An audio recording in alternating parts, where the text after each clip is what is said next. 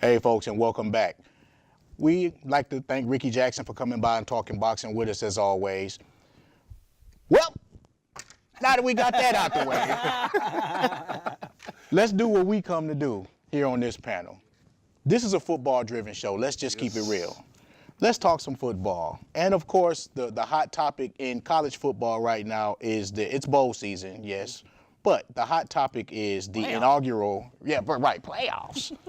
Inaugural NCAA playoff. 4 teams. We've got, in the Rose Bowl, the number 2 Oregon Ducks going up against the number 3 Florida State Seminoles in the Rose Bowl. Now, for the first time in history, 2 Heisman Trophy winners, Marcus Mariota from Oregon, who won it this year, and Jameis Winston from Florida State, who won it last year. 2 Heisman Trophy winners will be on the field at the same time, so that's interesting. Big Rich, let's start with you. Okay. We're just going to keep it simple for this segment. Oregon, Florida State. Who you rolling with? Florida and why? State. And Florida why? State. Tell me why. Number one, I'm still not convinced that Mariota will show up in a big game. Okay. He is not. He's not proving it to me. You got a Heisman, but that you haven't shown me that you can win a big game. And Jameis Winston hasn't shown me that he can't. I mean, as bad as Florida State has looked, good point. All year long, they keep getting it done. Find a way to win, and I'm going purely off the gut off this. I'll admit, but I'm going with Florida State. Okay. Tula, Oregon, Florida State. Well, as the sports Morpheus alluded to. You got to show me before I roll with you. So Mariota, all I know is that Jameis Winston in 3 championship games, last year specifically against Auburn in the BCS championship, 2 ACC championship games prior to that, he's compiled a 162.4 passer rating. Yikes. And, he's a proven winner in big games. I got to stay with the hot roller at the craps table, too. And I think Florida State also matches up with, Oregon athletically. I don't know if Oregon's going to be able to it's not a matter of them outscoring FSU. I just don't think they'll be able to stop them in the 4th quarter when it matters. Yeah. So I'm going to go with FSU as well. Did you say at the crabs table? I don't want to sit at that table. I'm a gambler. I thought you said crabs. It was like, really? Where? Yeah.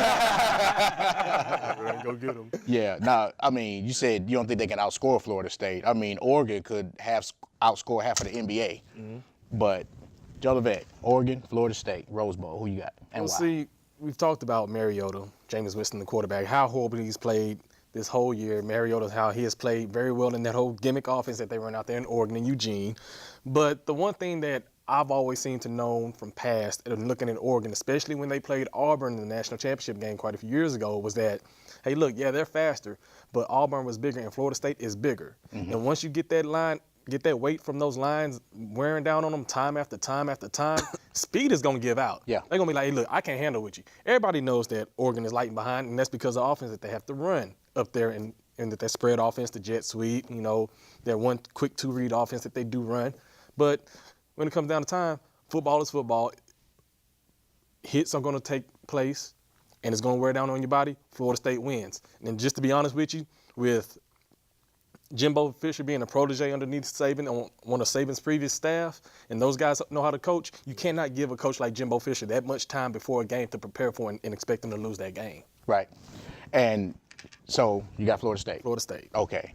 Now, it's going to be a clean sweep because I got Florida State as well. Yes, Florida State, I'm not going to say they crumbled, but they won. They won, obviously, every game this season. But they didn't impress me against some inferior competition this year. Now, but I just believe that offensively, they're equal when they want to be. When Jameis Winston is on, he can't be stopped. He can throw the ball. He can run the ball.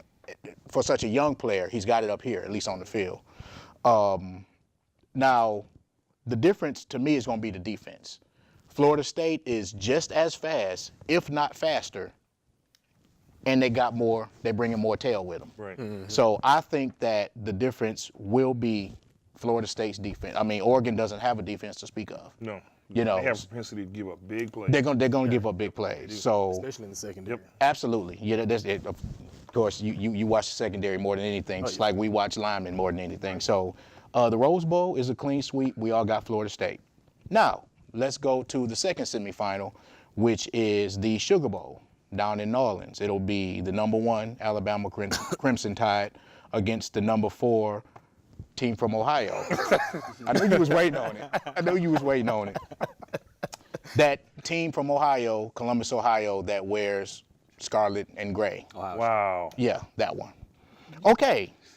You really do have a hate for Ohio in your blood. Oh, how I hate Ohio As a matter of State. fact, when we were at the Lombardi Awards, I mean, Mitch was about to absolutely puke when they played the Ohio State. Matter of fact, we'll show that clip later on. Yeah, we'll put He was that in. about to puke when they played the Ohio State theme song. It's amazing, man. Oh, he covered his ears and everything. These cats took pictures of me and put it on Instagram. They took video of me and put it on not? YouTube. Why not? That's what we do here. Absolutely. Nobody's above a joke. But not even me. But yeah, I hate. I can only say it when I say, "Oh, how I hate Ohio State." That's the only time I can say it.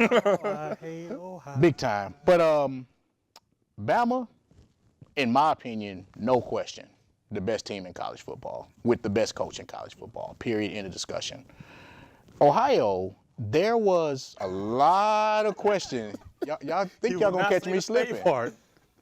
There was a lot of distinction between everybody because Ohio jumped Baylor and TCU. Okay, Rich, number one, what do you think about Ohio getting that 4th slot? And secondly, what do you think about that game and how they match up against the Tide? I think the Ohio getting, you got me saying Ohio State getting the number 4 seed was a byproduct of the NCAA, or as I always call them, the National Cash Allocation Alliance. I mean, this was a team that, first of all, they jumped over 2 teams that I thought at least TCU was better than Ohio State based upon the way they played this year. Ohio State they're gonna get their tails whipped by Bama. That's just the bottom line. I'm not even certain that they belong in the top 4, but it was clearly a move to put a team in position that's gonna draw a bigger rating because nobody wants to see TCU. And you know what? The odd thing about that is the national championship game is in Dallas or Arlington at Cowboy Stadium. TCU is in Fort Worth, which is basically, part of Dallas. So, and Ohio did outsell Bama in tickets. Now the game is in New Orleans, which ain't far from Bama, from Alabama. But Ohio sold more tickets than Bama because each team gets an allocation. So mission accomplished. That's what they wanted. They knew Bama would bring more money in. Tula, what do you think about it? Obviously you got to go with Alabama. Something about Nick Saban and always having his teams prepared for bowl games. Alabama's always top tier talented team. They got great skill positions. Mari Cooper going to be looking after him as well. Really, Ohio State, their run defense might be a little bit of an impediment, but it just, of these 2 matchups, this one looks like a blowout, and obviously, it's hard to pick against, the Wizard. Yeah, to see Alabama versus FSU, I think is going to be akin to 2006 USC, UT. You have national championship game. Right. Yeah. You have the best quarterback on one side, then you have just best team on the other. But yeah, it's just they got a spread offense, Ohio State, and the last time Alabama's faced a spread offense, they had 11 QB hurries. Of course, that was against Missouri, but still, that's an SEC team. That is an SEC team. But yeah, definitely going with Alabama on this one. And like I said, it's hard to pick against Nick Saban in these games, man. That's right. Tula. Bama. Right over here. My bad. That's Tula. That's Tula. Y'all about the same color, so. Love you, brother. No, but Joe Levette, Bama, Ohio. In 19 years of coaching, Nick Saban is 182 and 58 and 1. That is ridiculous. Since he's been at Alabama, he is 91 and 16. He is 8-7 in major bowl games, which is almost 1 game over 500. But still, how many times has he dominated those major bowl games? And thinking about it, he's another one of those coaches. You can't give him that much time to prepare. Now, that Kirby Smart defense that they run, that 3-4 scheme that they run in Alabama, is going to give that 3rd string quarterback from Ohio State hell. Okay. Now, not only that, but a lot of people fail to take into consideration the conditioning process because, how do you keep a collegiate athlete's motor running at a high level with this much time off between Saturdays? And Scott Cochran does a very good job of that at Alabama with keeping those guys fired up. He has the right mixture of downtime and keeping them very intense at practice. He's the motivator of that team behind the scenes that nobody ever sees. He's the one yelling the hell out of everybody. But, hey, I tell you what, and even though Blake Sims did bad in the SEC championship game against Missouri, Lane Kiffin stuck with him and said, hey, look, you got us into this. I still believe in you. Dig yourself out of it. And they prevailed with him and Mari Cooper, TJ Yeldon. Those guys, they are some horses. I'm going Alabama by at least 2 touchdowns. I don't care, even though Urban Meyer used to coach in the SEC at Florida. But he has Big Ten product now. He doesn't have the same type of athletes. Right. And you're trying to depend on your third quarterback to get there, it's not going to happen. Roll Tide. Me being the Cougs homer, I have to throw in a Cougs reference, of course, because Tom Herman is going to be the new University of Houston head coach. Oh, that's right. And so one thing that's going to be a factor is the lame duck factor. I mean, he's already working on plans. In fact, we can probably meet him. We're going to go cover UH practice tomorrow. So we might actually run into him tomorrow. Right. He's not preparing for this bowl game. Sorry. He's got his job. Go So, Cougs. yeah, that's it. So, again, looks like a clean sweep with Bama across the board. So, in 5 seconds or less, we agreed that the championship game is going to be Bama and Florida State. Exactly. Who Bama. you got? Bama. I'm going to go upset FSU. Wow, that's an upset? Yeah. Okay. I said Bama at the beginning of the year before the season even started, and I'm sticking with it. No, I'm not going to tell that lie. I didn't say Bama. I didn't say Bama going into this season, but right around after they beat Mississippi State is when I said, okay, they're hitting their groove. Yeah. They're hitting their groove. And you give Nick Saban, now you talked about the athletes with TJ Yeldon, Derrick Henry, Mari Cooper, and those guys. You give them that much time to prepare for anybody, and a third-string quarterback, he'll kill you. Hey, we'll be right back with some NFL football, BTP Sports.